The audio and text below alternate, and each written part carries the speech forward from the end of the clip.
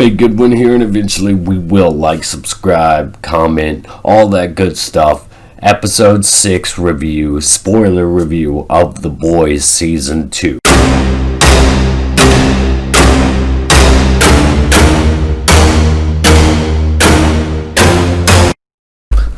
Alright, so the best stuff about this episode, it's spoiler warning. So this episode does great with kind of duo dynamic tension building. You have the stuff between Butcher, you have the stuff between Butcher and Starlight, you have the stuff between Stormfront and Homelander, you have the stuff between Frenchie and Lamplighter, you have just a great dynamic, really well rounded, and almost every character in this episode gets some real plot and character development that we can move forward with. Also, at the same time, it remains to be insanely entertaining and joyous to watch. There are so many hilarious adult jokes in here, and just from Homelander and Stormfront, having this criminal detained while she's rubbing all over him, getting excited, and him resulting in crushing that dude's head because she's rubbing all over his dick. It's just absolutely hilarious. To the moment you got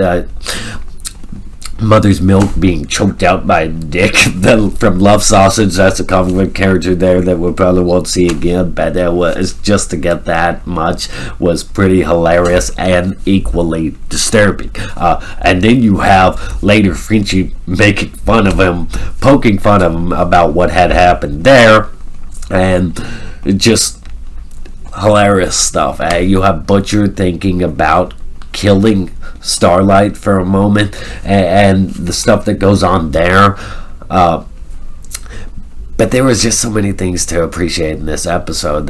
From them, the boys infiltrating this kind of Bell Rev Arkham Asylum type facility, and all the crazy soups getting unleashed, and one Sydney, I'm not sure if she's somebody from the comics or something like that, but she was insanely overpowered and probably used to execute that one lady that when she exploded. I cannot remember her name, but I think this was the one used to assassinate that one woman. And everything they do in this episode, Maeve gets the black box from the deep. A-Train gets lured into the church. You get a moment there, another highlight of tension between him and Stormfront, where he can just feel there's something really off. He can feel the hatred off her, curling off her like smoke. I thought that stuff was really well executed, but we're in the end game now, and we really need to start driving this stuff home to some real conclusions and confrontations and epiphanies. So while we do elaborate, fully flesh out Stormfront's background this episode, and there was just some hilarious stuff between her and Homelander, but we fully flesh her out, and she was married to Vought. She has strong ties to the Nazi party. That picture she has was actually her daughter, and she's been away raising a daughter. That's why she was gone for so long from Vought. And I had real questions about why would a black dude that Gustavo Fring, like CEO type that's in charge, that I can't remember the name of, why would he bring somebody like her out? But since she's married to Vought, I mean, she probably has full ownership or majority ownership of the company, so you can't really stop her from doing whatever she really wants to do. But I found all that insanely interesting and cool to expose. And then on the other side of things, you have Butcher and Starlight finding bonding in this episode over Huey's just ridiculous kid-like nature in his innocence, and then Lamplight, Mallory finally getting closure, Frenchie finally getting closure with the whole Lamplighter thing. It turns out, they kind of blackmailed this guy in the past to work for them, and instead Frenchie slipped up and took his eyes off that dude for a moment, which resulted in him going to kill Mallory's grandchildren, and they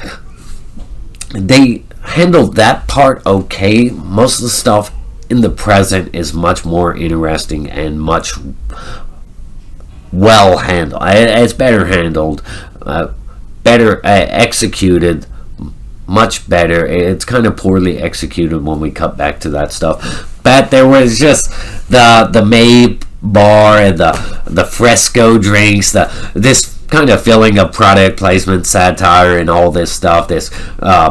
These big corporations, satire of these big corporations and all that. I find all that stuff hilarious, and all these big corporations like the virtue signal, and they highlight that very well in this episode. Another thing to bring up is the reveal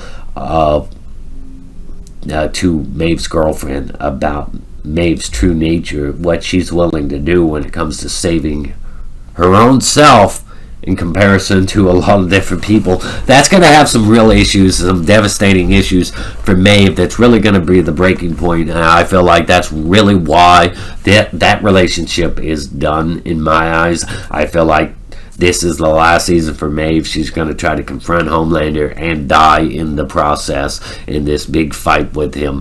But to further drive home, now they have Lamplighter working for them because everything that happens in the episode. So there's going to be some really great big showdowns coming up very soon. They have this guy to infiltrate the Seven now. I'm not sure exactly how he'll do it since he's been away as a staff member at this facility, which I thought he was going to be a patient, but no. So there was just hilarious things in this episode. Great action, great tension, dynamic, all that stuff. But let's just go ahead and move on to the worst stuff in this episode. So one of the worst things in this episode is, for one, Kimiko saving Lamplighter before they really knew, like, that he does regret what he's done and that he is willing to be a hero. Her saving him from some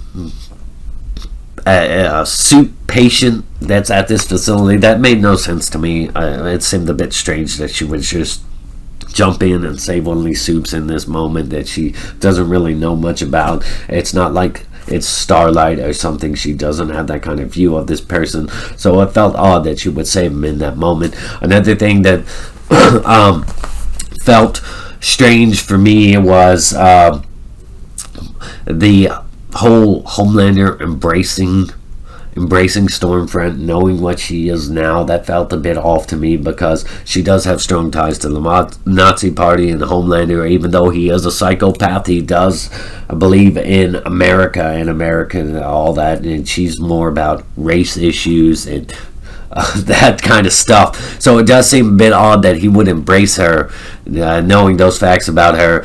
And also, at the same time, it just doesn't sit well with me unless he's planning to use her and kind of like to get controlling interest of all of Vought or whatever, which he could do, or something by marrying to her or something crazy like that. I think there's going to be more to it there than him just foolishly falling for her and everything there. So I'm very curious to see where that goes. I could be completely wrong and all that, and maybe it's not out of character at all for this guy to embrace somebody who's about, race dominance and thinking one race is superior, because to me he just thinks Soups and him are superior and that humans are just trash garbage beneath the hill. But with that said, I'm very curious to see where that goes. Maybe it's not out of character, like I said. But the whole Butcher Starlight aspect of the episode was very underwhelming. And they really need to start doing something with Butcher as we're moving forward. And you better hurry along because we're approaching those final episodes. So I need to see some real amazing stuff from Butcher moving forward. Because what they're doing with these characters in this episode is really underwhelming. Now, on the other side of things, I thought the whole breakout in the asylum could have been much, much more interesting than it was. They didn't show enough chaos for me. Now, the Sydney character that they had exploding people at the snap of a finger, she was really interesting and stuff that we didn't see much more. It was absolutely hilarious to see Mother's Milk almost get choked out with a dick, and that character Love Sausage being there, but I feel like it could have been way more interesting than it was. and it wasn't interesting enough. They didn't show enough of the patients and what all they're capable of. Now, Sydney has left the facility, and that's going to be interesting moving forward, because I think she's going to go straight to Vought and try to kill everyone, because we need this big confrontation, this big showdown. And now that we're approaching the end game, we really need this big showdown. And I kind of suspect that she was used before to kill that one girl, that FBI agent or CIA agent that they had. I can't even remember her name that they had. I feel like she was used, since they're all in this asylum held captive against their will. I feel like they are taking out for missions to assassinate people and such. And that's what's probably... I think this girl's going to go on to have a huge confrontation with the Seven, and I'm very curious to see where the next episode goes, what we're going to be doing. But big good one here. Eventually we will. I give this episode a solid 7 out of 10. It did a great of fleshing out a lot of different characters and moving along a lot of the subplots that are going to weave together in the overall plot. I thought that was absolutely excellent of them.